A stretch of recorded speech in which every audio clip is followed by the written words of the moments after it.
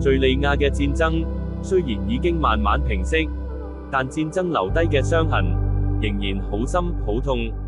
政治局勢嘅轉變並冇帶嚟真正嘅和平，相反，經濟崩潰、持續嘅流離失所，不停打擊數以百萬計嘅家庭。由2013年開始，橋梁事工響黎巴嫩嘅貝卡谷地服侍難民。我哋嘅中心成為好多失去家園、流離失所嘅兒童同家庭嘅避風港。透過食物援助、教育課程以及青少年計劃，我哋為120位學生、15位青少年，仲有55位教會成員，一齊重建盼望。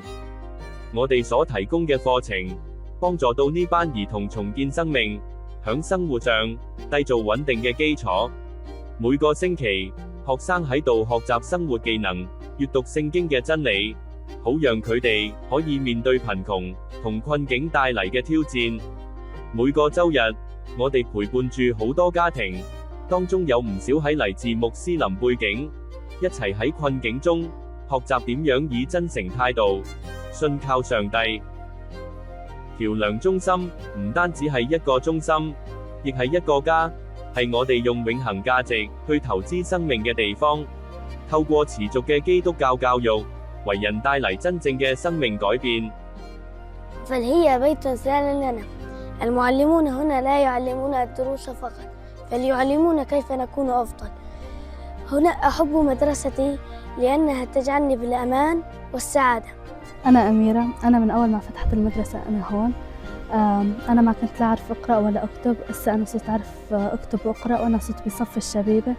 أنا كتير بحب الكتاب المقدس، هو حياتي، وأنا كتير بحب الأساتذة. أنا ما رح أروح على سوريا بس مشان ضلني أقرأ بهاي المدرسة، وأنا إذا إجا عالم من برا فيني أتواصل معهم، وأنا كتير بحب هاي المدرسة. هاي المدرسة بيتي الثاني.呢啲兒童唔係自己選擇捲入戰爭，但因為你哋嘅選擇，佢哋終於有機會重新擁有一個未來。我哋誠意邀請你加入種子計劃，一齊重建黎巴嫩同敘利亞難民嘅生命。